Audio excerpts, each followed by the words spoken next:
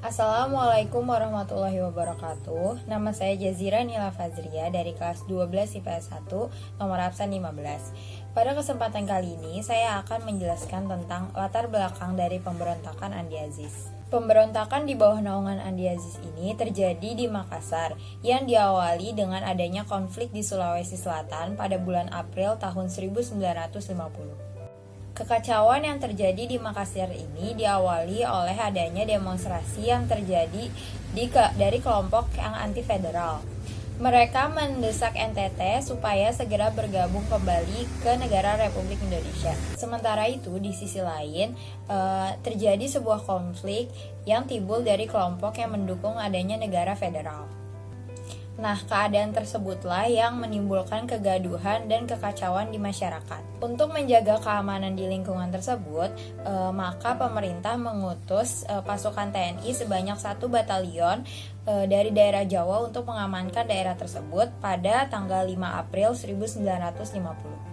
Namun, kedatangan TNI ke wilayah tersebut dinilai mengancam kedudukan masyarakat yang pro-federal. Selanjutnya, masyarakat pro-federal ini bergabung dan membentuk sebuah pasukan yang dinamai Pasukan Bebas di bawah komando Kapten Andi Aziz. Ia menganggap bahwa masalah keamanan di Sulawesi Selatan itu merupakan tanggung jawabnya. Jika disimpulkan lebih singkat lagi, sebenarnya latar belakang Andi Aziz itu ada 3, yaitu yang pertama, menuntut bahwa keamanan di wilayah Indonesia Timur hanya menjadi tanggung jawab pasukan bekas KNIL saja. Yang kedua, menentang campur tangan APRIS terhadap konflik di Sulawesi Selatan. Dan yang terakhir, mempertahankan berdirinya negara Indonesia Timur. Saya akan menjelaskan tentang apa saja yang dilakukan oleh gerakan ini. Nah, pertama-tama, gerakan ini dipimpin oleh Andi Aziz. Dia adalah mantan perwira dari KNIL. Dan anggota-anggota pemberontakan ini rata-rata adalah mantan serdadu dari KNIL. Nah, tujuan dari tuntutan ini agar pasukan TNI yang ada di Makassar itu ditarik. Dan negara Indonesia Timur itu tetap dipertahankan dan kewenangan untuk keamanannya diambil alih oleh KNIL. Nah, tuntutan ini itu meletus pada saat anggota pemberontakan ini menyerang markas APRIS dan menyandra beberapa perwira dari APRIS.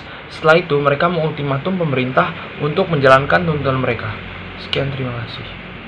Saya Salsabila Utami, jadi hari ini saya akan menjelaskan proses gerakan separatisme. Jadi pada awal April 1950, pemberontakan Andi Aziz terjadi di Makassar, ujung pandang Sulawesi Selatan. Pemberontakan ini itu dipimpin oleh Kapten Andi Aziz sendiri.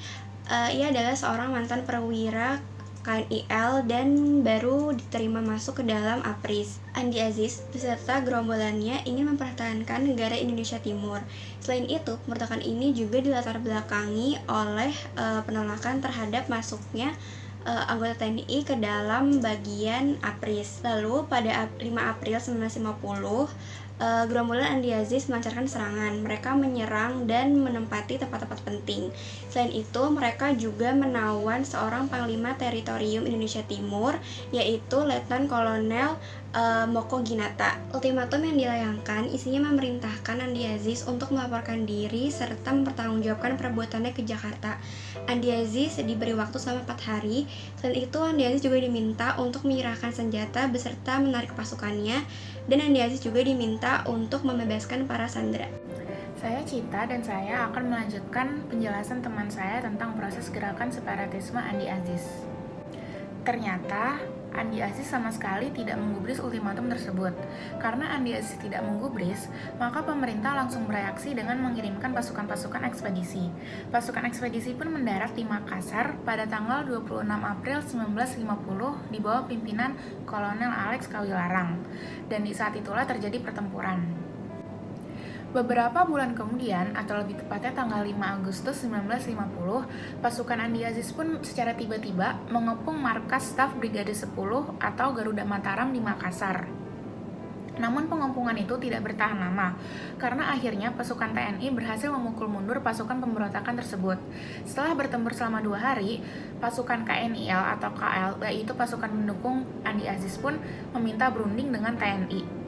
Akhirnya terjadilah perundingan antara Kolonel A.E. Kawilarang dari TNI dengan Mayor Jenderal Skatveler dari KNIL. Sebagai hasilnya, mereka menyetujui untuk mengakhiri gencatan senjata yang telah menyebabkan keributan di Makassar, dan dalam waktu 2 hari, pasukan KNIL harus sudah angkat kaki dari Makassar. Dan pada tahun 1953, pemimpin pemberontakan tersebut, yaitu Andi Aziz, ditangkap dan diadili oleh Pengadilan Militer Yogyakarta dan dijatuhi hukuman 15 tahun penjara. Selanjutnya, Sri Sultan Hamengkubuwono ke-9. Sri Sultan membentuk sebuah komisi militer sebelum kedatangan pasukan TNI dari Jawa. Yang bertindak sebagai ketua komisi adalah Insinyur Putu Hena. Dan sebagai anggota ada Mayor Alex Nanholi dari pihak NIL dan Letnan Kolonel Ahmad Yunus Moko Ginta dari pihak TNI. Nama saya Kanisa, saya akan melanjutkan yang sudah dijelaskan oleh Hilmar. Tokoh selanjutnya adalah I Gusti Ngurah Rai. Di Bali, BKR di bawah pimpinan I Gusti Ngurah Rai pada tanggal 13 sampai 14 Desember 1945 menyerang tangsi-tangsi Jepang. Pada bulan Oktober 1945, kapal-kapal Belanda yang membawa tentara sekutu berlabuh di Singaraja. Para pemuda TKR dengan gagah berani menurunkan bendera Belanda di Pelabuhan Buleleng. Lalu di Bali segera dibentuk resimen Sunda kecil yang dimana dipimpin oleh Gusti Ngurah Rai, dan pertempuran pun langsung meletus di mana-mana. Di Nusa Tenggara ini disebut pertempuran Tanah Aron dan pertempuran Selok. Bahkan terjadi peristiwa yang sangat patriotik. Pada sore hari di Marga pada tanggal 20 November 1946, I Gusti Ngurah Rai bersama-sama dengan anak buahnya gugur dalam